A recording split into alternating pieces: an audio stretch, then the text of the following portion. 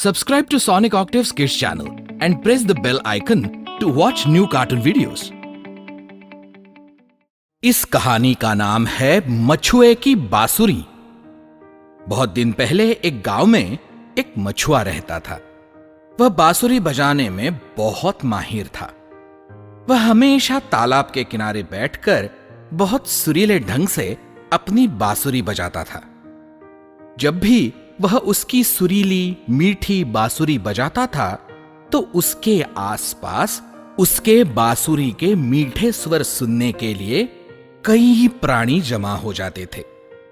एक दिन मछुआ सोचने लगा कि अगर मेरे सुरीली बांसुरी के कारण मेरे आसपास प्राणी जमा हो जाते हैं तो क्यों ना मैं ये तरकीब मछलियों पर भी इस्तेमाल करूं। तो उसने तय कर लिया कि अब वह अपनी सुरीली बांसुरी के संगीत से मछलियों को भी पकड़ेगा। दूसरे दिन वह तालाब के किनारे बैठ गया और मछलियां पकड़ने हेतु उसने अपनी बांसुरी बजानी शुरू कर दी। उसने बहुत समय सुरीली बांसुरी बजाई पर उसके प्रयत्न विफल गए, क्योंकि इतने परिश्रम के बावजूद भी उसके नजदीक एक भी मछली न आई।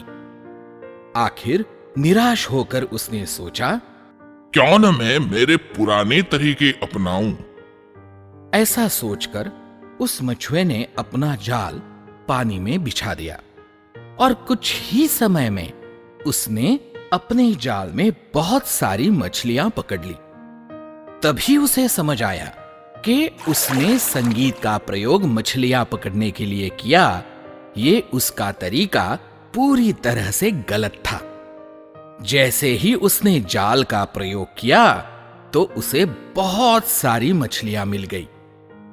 तो बच्चों, इस कहानी का तात्पर्य यह है कि कोई भी चीज करने के लिए सही उपकरणों का और योग्य तरीकों का ही उपयोग करना चाहिए।